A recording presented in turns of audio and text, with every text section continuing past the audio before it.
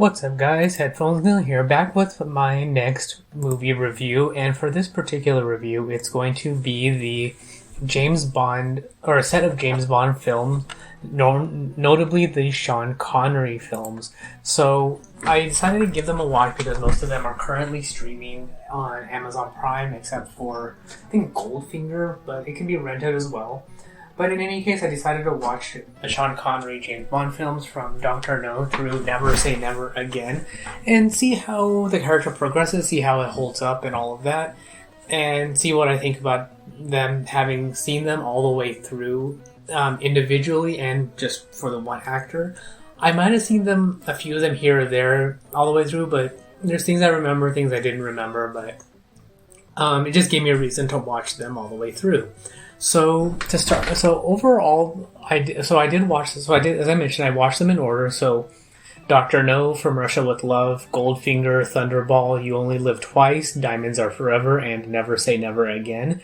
For the most part, they are pretty good films. The one thing I noticed watching them in order is the progressively increasing items of technological changes that they made through the film to stay with current times. So it started with Bond getting his gun upgraded from whatever he had to a Walther PPK, then a briefcase with various tools like a knife, gold, and things like that. Then he got his car in Goldfinger, which started the whole bulletproof car with a bunch of gadgets like guns and bulletproof glass and flamethrowers and all of that stuff, so the pretty cool upgrade there.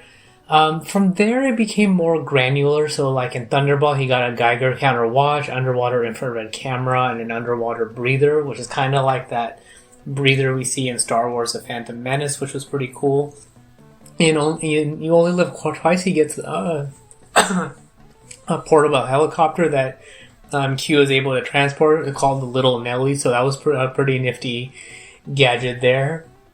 In Diamonds Are Forever, we didn't see too much as far as tools to upgrade, but Q did have a voice-changing box, which was in beta to fool the bad guy. I want to always think of Blofeld, but the main villain in You Only Live Twice, so it was a pretty nifty tool there, but it wasn't really anything that was of specific note that it's over the top and crazy. It was a very useful and practical tool. And then with Never Say Never Again, it went kind of back to Dr. No, where it wasn't really a major useful tool, but something that came in handy in that it was a laser cutter watch. So nifty, but not over the top. So it's kind of like what they're doing with the Daniel Craig Bond films, where they're not necessarily over the top tools, they're practical tools for the missions that he's going on. So the thing that I noticed here is that, and for the most part, they were not necessarily crazy over the top anyways, but like when you have the infrared camera or the underwater breather or even the car with all the different tools, it kind of comes in, you start to see that they're trying to push the envelope, and you see that's why it's a technological advancement, but they didn't really go too far with the craziness. Same thing with the names. There wasn't really too much as far as they did with the Bond girls as far as the names in these films. They were kind of creative names, but I didn't find that there weren't anything that were too crazy on the play with words. I want to say they probably went a little bit crazier with the later films. So if I get around to watching them, I'll listen for those, but I found that they were practical names for the characters, except for Miss Galore, who, that was a kind of unique name, but it didn't really fit in, or I didn't really see an explanation of why she had that name, or maybe I missed it in listening to it or watching it when I was watching the film, but overall that stood out that compared to my memory of it, I thought that the Bond girl names were something creative all throughout all of the films, but I guess not necessarily. From there, that's about it. The Sean Connery films, or in the Sean Connery films, you do see that progression of his character. So in Dr. No, it's like he kind of like along the lines of he's been recently promoted to a 00, or he's now on the job and he's been out getting these more crazy missions or more high risk missions. So he's more something that's not necessarily out of his league, but it's something that's going to test his talents and abilities and skills. And it progressively gets crazier and crazier and crazier. And then with Never Say Never Again, we see a retired and aging Bond who's called back into action.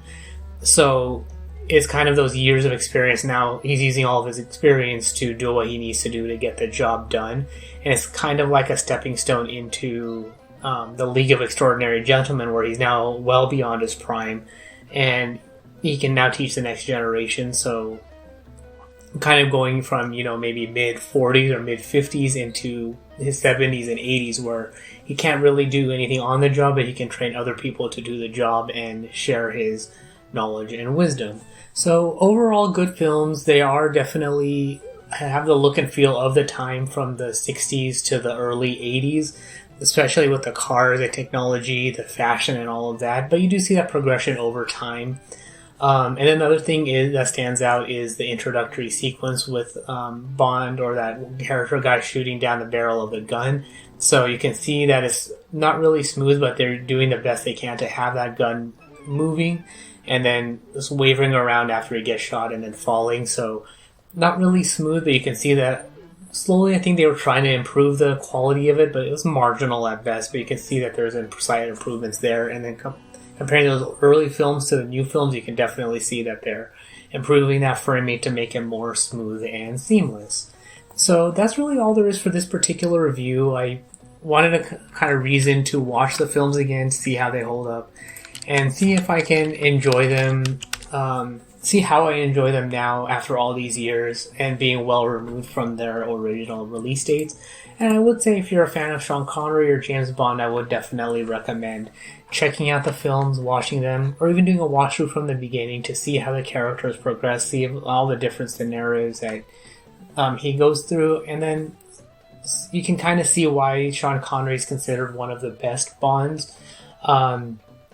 I would probably rank him, based on my memory of all the Bonds, is that he's probably number one, and then it's a tie between Pierce Brosnan and Daniel Craig, just because they bring their own uniqueness to the films. And while I prefer the Pierce Brosnan Bond films, some of the technology there goes kind of over the top, and Daniel Craig's Bond brings it more towards the Sean Connery version of Bond. So they're both good in their unique ways. The rest of the Bonds are okay from my memory of it, but they never really held up to the look and feel established by Bond, or even by the Bond on Her Majesty's Secret Service. So that's why those other ones kind of fall into place after that, and relies more on the film than the actors who are playing Bond in those films. So that's kind of where it falls into place for me there.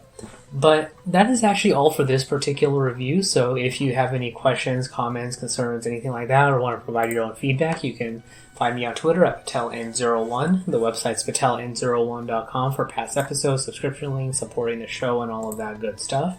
And of course, you can now support the show on Patreon at patreon.com/PatelN01, where I post updates on upcoming content, so reviews that I'll be working on, game reviews, once I have a clear idea of which games or apps I'm going to be reviewing next and things like that, or just as a way of saying thank you, then the Patreon is now available. But that is all for this particular review. Thanks for tuning in, and until next time.